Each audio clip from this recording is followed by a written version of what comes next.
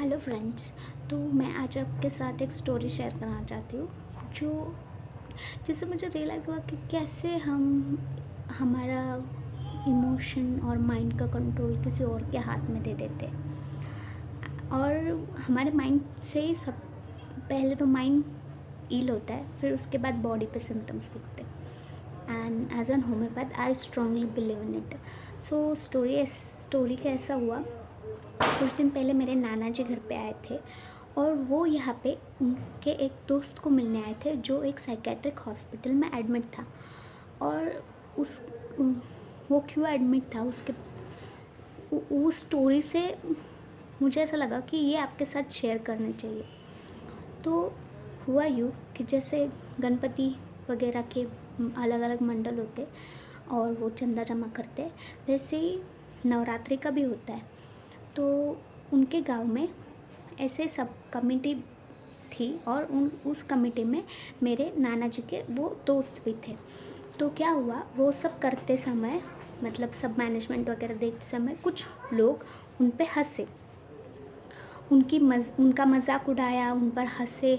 तो ये सब उन्होंने इतना ज़्यादा दिल पे ले लिया और इतना सब उसके बारे में इतना सब सोचा कि वो एबनॉर्मल बिहेव करने लगे थे।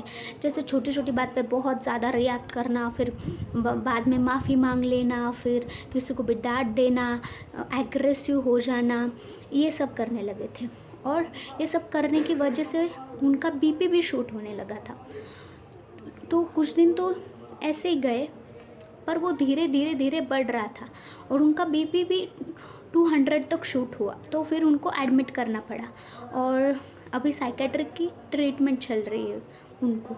तो इस इंसिडेंट से मैंने ये सीखा, ये समझा कि कैसे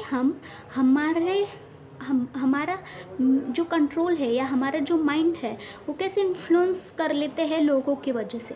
अभी जो लोगों ने उन पे हंसा वो तो हंस के भूल गए, पर इन्होंने उसके बारे में बार बार इतना सोचा कि ये मेंटली अफेक्ट हो गए और उनको ट्रीटमेंट लेनी पड़ी। और जैसे माइंड या इमोशन से हम अफेक्ट होते हैं, वैसे हमारे फिजिकल बॉडी में भी सिम्टम्स आते हैं।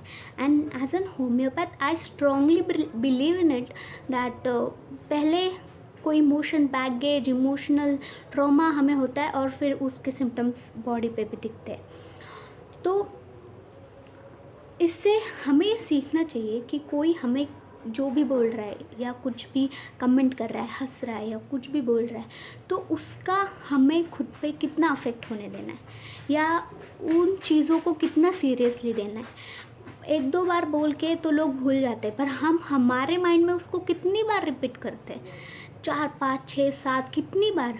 और ये मैंने खुद ने भी एक्सपीरियंस किया है कि जब कोई कुछ ऐसा बोल देता है जो बिल्कुल भी हमें पसंद नहीं आता या हमें उसका बहुत हेट होता है कि ऐसे कैसे बोल सकते हैं ये, और फिर हम हमारे माइंड में उसको कितनी ही बार दोहराते हैं और ये भी सोचते हैं कि उसने ऐसा बोला, मैंने ये बोलना चाहिए था, आगे मैं ये बोलूँगी, हाउ डे ही और हाउ डे शी, ऐसा कैसे बोल सकती है। तो मुझे ऐसा लगता है कि इमोशनली मैच्योर होना, मेंटली स्ट्रॉन्ग होना, ये स्टेप्स है। जैसे हम गलती करते हैं फिर सीखते हैं, वैसे ही हम सबके साथ ऐसा एक्सपीरियंस होते हैं।